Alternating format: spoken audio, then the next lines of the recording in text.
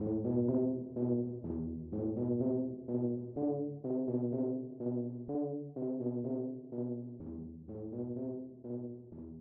go.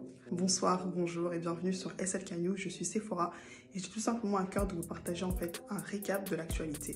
Au programme, les différents actes négrophobes qui se sont déroulés à la fois en France mais également au Royaume-Uni.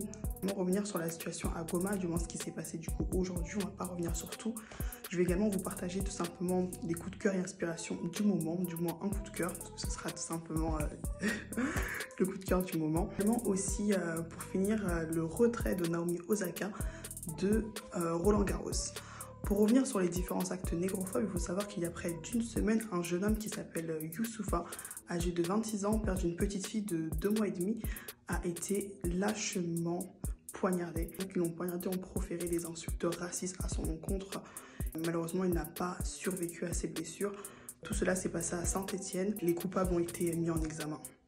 Pour revenir sur également les différents actes négrophobes, il faut savoir qu'une jeune femme nommée Sasha Johnson, âgée de 27 ans, a reçu une balle dans la tête.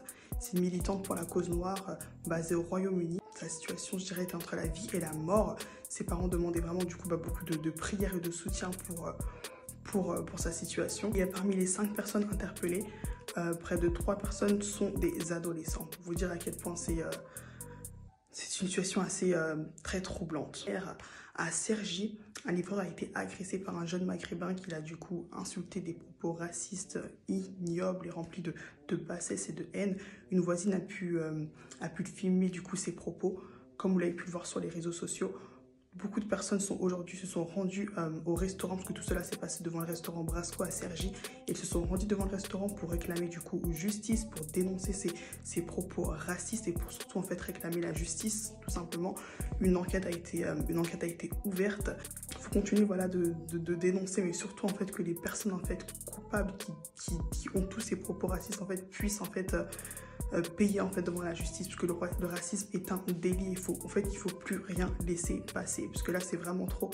Quand on voit le nombre de livreurs qui se font agresser, le nombre d'actes négrophobes, on ne peut plus laisser passer ça. Le retrait de Naomi Osaka de Roland Garros pour préserver sa santé mentale, pour vous dire à quel point je pense qu'elle souffrait tout simplement, parce que je pense que la santé mentale, je trouve que c'est un sujet qu'on n'aborde pas trop, mais c'est un sujet qui moi aussi du coup me tient à cœur. Bon, pour revenir sur Naomi Osaka, parce que là je développe un peu trop, elle avait déjà en fait émis en fait le fait qu'elle voulait boycotter les médias, et ensuite du coup elle a dit aujourd'hui dans un tweet qu'elle refusait tout simplement du coup de continuer en fait Roland Garros, et qu'elle préférait préserver sa santé mentale. C'était une personne introvertie et qu'elle ressentait déjà en fait beaucoup d'anxiété en fait à l'idée d'être à Paris.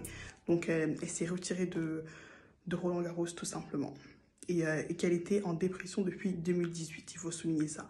En tout cas, beaucoup de force à Naomi Osaka, qui est une joueuse de tennis que j'apprécie énormément.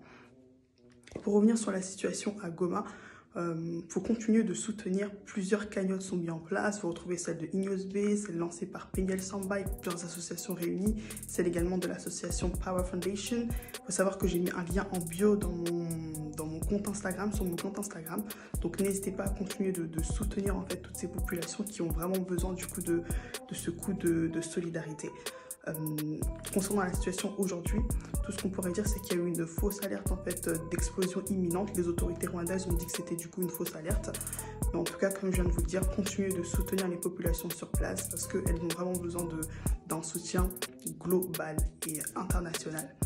Pour revenir sur le coup de cœur d'aujourd'hui, c'est la marque Migu, que vous pouvez suivre sur Instagram. Migu qui veut dire pied en swahili, c'est une marque de Sweet Girls qui allie du coup confort et élégance, une marque réservée pour les hommes, pour le moment apparemment.